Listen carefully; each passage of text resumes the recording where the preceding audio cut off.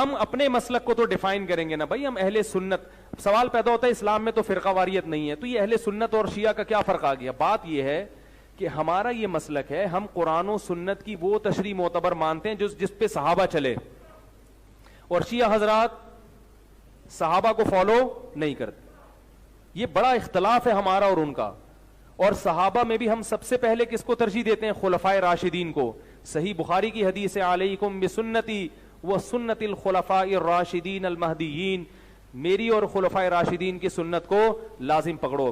ہم حضرت علی سے بھی محبت ایمان کا جز سمجھتے ہیں، ابو بکر، عمر، عثمان رضی اللہ عنہ سے بھی محبت کو ایمان کا حصہ سمجھتے ہیں. جب ایک اہل حدیث عالم مجھے کہنے لگے کہ یار وہ کٹر ناس بھی تھے، پھر بعد میں جب وہ چینج ہوئے 60 پلس ایج ہے، کہتے ہیں میں نے جمعہ پڑھایا تو میرے ماموں بھی تھے جو اہل حدیث عالم تھے. یہ اہل حدیث کا حال ہے. دیوبندی بریلوی تو بیچارے بالکل ہی گئے گزرے ہوتے ہیں علمی طور پہ، پھر بھی اہل حدیث کی اپروچ پھر بھی علمی ہے، قرآن و حدیث سے شغف ہوتا ہے. تو کہتے ہیں میں نے پہلی دفعہ زندگی میں محرم کا جمعہ فضائل اہل بیت پہ پڑھایا، تو کہتے ہیں اس میں میں نے حدیث بیان کر دی کہ علی سے محبت نہیں رکھے گا مگر مؤمن، علی سے بغض نہیں رکھے گا مگر منافق. تو میرا جو ماما جو عالم تھا مجھے کہنے لگا اے حدیث کتنے لکھی ہے؟ تو میں نے کہا مسلم شریف میں. کہنا لکھی ہوئی سی تو ضروری تو نہیں سی کہ بیان بھی کیتی جاندی، کہ اگر لکھی ہوئی تھی تو ضروری تھا بیان بھی کرتے. یہ سر لٹمس ٹیسٹ ہے. کسی جو کہتا ہے نا مجھے اہل بیت سے بڑی عقیدت ہے، نہیں ہم صحابہ کا بھی احترام کرتے ہیں اہل بیت کا، آپ اس کو ایک میسج کر دیں علی سے محبت نہیں رکھے گا مگر مومن، علی سے بغض نہیں رکھے گا مگر منافق، تو آپ اس کے رسپانس سے چیک کر لیجئے گا وہ کتنی محبت کرتا ہے. لیکن یہی آپ جعلی حدیث بنا لیں کہ ابو بکر، عمر، عثمان سے مومن ہی محبت رکھے گا اور اس سے دشمنی منافق ہی رکھے گا، آپ کو کچھ بھی نہیں کوئی کرے گا. آپ کسی اہل حدیث کی مسجد میں یہ وائٹ بورڈ پہ حدیث لکھ کے لگا دیں علی سے محبت نہیں رکھے گا مگر مومن، علی سے بغض نہیں رکھے گا مگر منافق، تو آپ دیکھیے گا پھر شام تک وہاں پہ گڑبڑ شروع ہو جائے گی کہ کوئی شیعہ لکھ گیا. اور حضرت ابوبکر کے لیے جعلی بنا کے لکھ دیں، کوئی تکلیف ہی نہیں ہوگی. آپ کو میں بتا رہا ہوں مینٹالٹی کیسے بنائی گئی ہے. تو جب جو بیماری ہوتی ہے نا اسی کا علاج ہوتا ہے. مسئلہ یہاں پہ ہے. وہ کہتے ہیں ہم انکاری تو نہیں حضرت علی کی شانوں کے، ہم کہتے ہیں انکاری کا مسئلہ نہیں ہے، آپ اقراری نہیں ہے. ہم کب کہہ رہے ہیں آپ انکاری ہیں؟ جتنے شد و مت سے آپ باقیوں کے لیے اقرار کرتے ہیں مولا علی کے لیے بھی کریں، ان کے اوپر بھی کانفرنسز کروائیں. آپ تو محرم کے 4 کے 4 جمعے جو ہیں شیعہ کے خلاف پڑھا جاتے ہیں، اہل بیت کے فضائل کا ذکر ہی نہیں کرتے، اور جو زیادہ ذرا بدبخت ہیں وہ فضائل یزید پہ پڑھا دیتے ہیں. تو پھر اہل بیت کی باری کب آئے گی؟ خود آپ نے ان کو ان کے کھاتے میں ڈال دیا ہوا ہے. خیر اللہ کا شکر ہے اب تو میں انہیں سیٹسفائی ہوں. جھگڑے بڑے ہیں، اختلافات بڑے ہیں، ممبر سے کسی چیز کو ڈسکس بار بار نہیں کیا جا سکتا. لفظ کہہ دیتا ہوں، جو ابتدائی تناظر ہے، جو ابتدائی جھگڑا ہے قبلہ شرازی صاحب، وہ جھگڑا یہ ہے کہ بعد از رسول امت مسلمہ میں ایک نظریہ خلافت کا قائل ہے، ایک نظریہ امامت کا قائل ہے. ٹھیک ہو گیا؟ ایک نظریہ کہتا ہے کہ بعد از رسول سلسلہ امامت شروع ہوا، جناب امیر المومنین سے لے کے جناب مہدی تک یہ سلسلہ امامت ہے، یہ نبی کے وارث بھی ہیں، دین بھی انہی سے لینا چاہیے. آپ میری تائید فرمائیں گے میں جو کہہ رہا ہوں وہ آپ نے پہلے سنا ہوا اور یقیناً ایسا ہی ہے. ایک نظریہ یہ ہے کہ وہ جو کہتے ہیں نبی کے بعد سلسلہ خلافت چلا، بادشاہت کا سسٹم چلا، نبی کے بعد ایک صحابی نبی کے وارث بنے، ان کے بعد دوسرے صحابی بنے، پھر تیسرے صحابی بنے، پھر علی بنے، پھر اس کے بعد یہ سلسلہ چلتا گیا. وہ کہتے ہیں کہ نبی کے بعد ہم سلسلہ خلافت کے قائل ہیں. جھگڑا نہیں، لڑائی نہیں، بحث نہیں، دونوں عقیدوں کو دیکھ لیتے ہیں کہ دونوں عقیدوں کی بنیاد کیا ہے. آپ میرے سامنے شیعہ سنی بن کے نہ بیٹھیے گا، آپ میرے سامنے جج بن کے بیٹھ جائیے گا، میں دونوں عقیدوں کی وکالت کر لیتا ہوں، آپ فیصلہ کر لیجئے گا. پہلا عقیدہ یہ ہے کہ ہم نے خلافت والوں سے پوچھا کہ آپ ہمیں بتائیں کہ آپ نے نبی کے بعد ایک صحابی کو خلیفہ مانا، آپ کے پاس دلیل کیا ہے؟ میں دلیل سے ماننا ہے نا، آپ ہمیں دلیل دے دیں. انہوں نے کہا دلیل ہمارے پاس یہ ہے کہ نبی جاتے ہوئے کسی کا اعلان نہیں کر کے گئے تھے، نبی کسی کو نومینیٹ، کسی کو نامزد نہیں کر کے گئے تھے. بعد از رسول مسلمان پریشان ہو گئے کہ اتنا بڑا دین ہے بغیر وارث کے کیسے چلے گا. لہٰذا مہاجرین اور انصار مدینہ کے باہر ایک جگہ سقیفہ بنی سعدہ میں اکٹھے ہو گئے.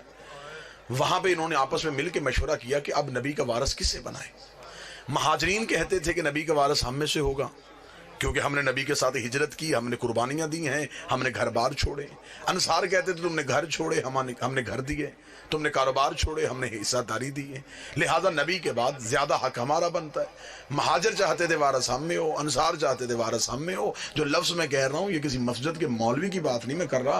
ابن خلدون سے لے کے شبلی نعمانی اور شبلی نعمانی سے لے کے ابن ابی الحدید تک جہاں تک جاؤ گے دلیل یہیں پہ ملے گی. وہ کہتے جی ہوا پھر یہ کہ مہاجرین اور انصار دستوں گریبان ہو رہے تھے، اس سے پہلے کہ جھگڑا زیادہ ہو جاتا ایک صحابی اٹھے، انہوں نے دوسرے بزرگ صحابی کا ہاتھ پکڑا، ہاتھ پکڑ کے بلند کیا، بلند کر کے کہ نبی کے بعد یہ بزرگ بھی ہے، معتبر بھی ہے، رشتہ داری بھی نبی سے ہے، لہٰذا میں بھی ان کی بیعت کرتا ہوں، آپ بھی ان کی بیعت کر لیں. بس اس صحابی کی اس دلیل پہ مسلمانوں نے ان کے ہاتھ پہ بیعت کر لی اور یہ بن گیا سلسلہ خلافت، یوں بن گیا نبی کا پہلا خلیفہ. ٹھیک ہو گیا. اب ہم چلے گئے امامت والوں کے پاس. ہم نے کہا جی آپ ہمیں بتائیں آپ نے نبی کے بعد علی کو مانا، دلیل کیا ہے؟ وہ کہتے دلیل یہ ہے کہ نبی کی زندگی میں رسول آخری حج پڑا، 1.25 لاکھ صحابیوں کے مجمع میں نبی نے پلانوں کا ممبر بنایا، ممبر بنا کے نبی نے علی کا ہاتھ پکڑ کے صحابہ کے سامنے بلند کیا اور بلند کر کے علی کی مولائیت کا اعلان کر دیا. لہٰذا ہم نے وہیں سے سلسلہ امامت کو لے لیا ہے. جھگڑا ختم ہو سکتا ہے اگر ذہن سے شیعہ سنی کی ضد نکال دی جائے. ایک خلیفہ بنا نبی کے جانے کے بعد، ایک کا اعلان ہوا نبی کی زندگی میں، ایک صحابیوں کے مجمع میں، ایک غدیر کے مجمع میں. ایک کا ہاتھ صحابی نے پکڑ کے بلند کیا، ایک کا ہاتھ نبی نے پکڑ کے بلند کیا. ضد نہیں کرنی کہ میں اہل سنت ہوں، اہل حدیث ہوں. صرف گھر میں جا کے اتنا سوچنا ہے کہ قرآن میں اطاعت صحابی کی واجب ہے یا نبی کی واجب؟ قرآن میں اطاعت کس کی واجب؟ قرآن میں کس کی اطاعت واجب؟ اگر تو قرآن میں اطاعت ہے نبی کی واجب، تو پھر جس کا ہاتھ نبی نے بلند کیا، دیکھیے بالکل میں وسوع کے ساتھ جملہ کہہ رہا ہوں، صحابی کی عزت کا حکم ہے، اطاعت کا نہیں، کیونکہ اطاعت ہوتی ہے صرف معصوم کی.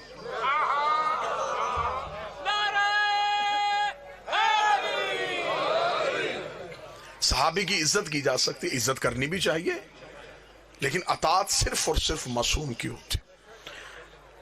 اب اطاعت معصوم ہمیں غدیر سے نظر آ رہی ہے. پھر دوسرا دیکھیے المیہ کیا ہوا کہ خلافت والوں کے ہاں ہر خلیفہ کے جانے کے بعد اصول بدلا. میں بڑا سمجھا کے بات کروں گا. مثلا پہلا خلیفہ اجماع سے بنا، ووٹوں سے بنا.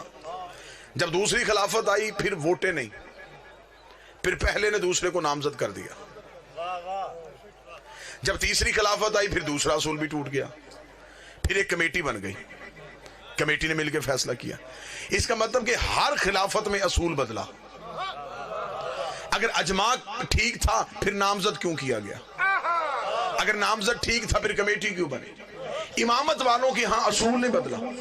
کسی امام کے جانے کے بعد اس کے 18 بھی بیٹے تھے، تلواریں نہیں نکلی، کیونکہ انہیں پتا تھا کہ امام ہم نے نہیں بنانا،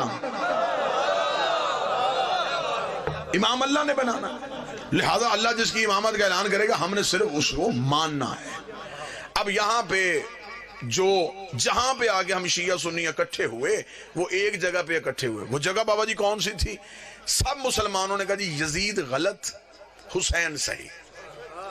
کوئی مسلمان کسی بھی مکتب سے ہو اس نے یزید کو صحیح نہیں کہا. اس نے کہا حسین صحیح تھے، یزید غلط تھے. مجھے معاف کر دیجئے گا، میں مہمان ہوں آپ کا. سوائے مذہب آل محمد کے کوئی یزید کی خلافت کو غلط کہہ نہیں سکتا. سوائے علی ولی اللہ پڑھنے والوں کے کوئی ثابت ہی نہیں کر سکتا کہ یزید کی خلافت غلط ہے.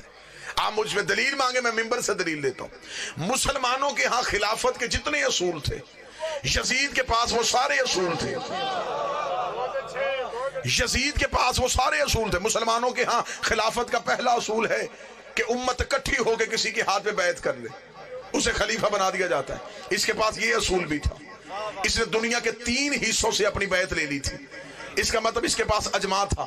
خلافت والوں کے پاس دوسرا اصول ہے کہ پہلا جاتا ہوا نامزد کرتے خلیفہ ہو سکتا ہے. اس کے پاس یہ اصول بھی تھا. اس کا باپ جاتا ہوا اسے نامزد کر کے گیا تھا. خلافت والوں کے ہاں تیسرا اصول ہے کہ کمیٹی مل کے فیصلہ کر لے, اسے خلیفہ بنا دیا جاتا ہے. اس نے کمیٹی سے بھی اپنے حق میں فیصلہ لے لیا تھا. اس کا مطلب اس کے پاس اجماع تھا, اس کے پاس نامزد کرنا تھا, اس کے پاس کمیٹی تھی.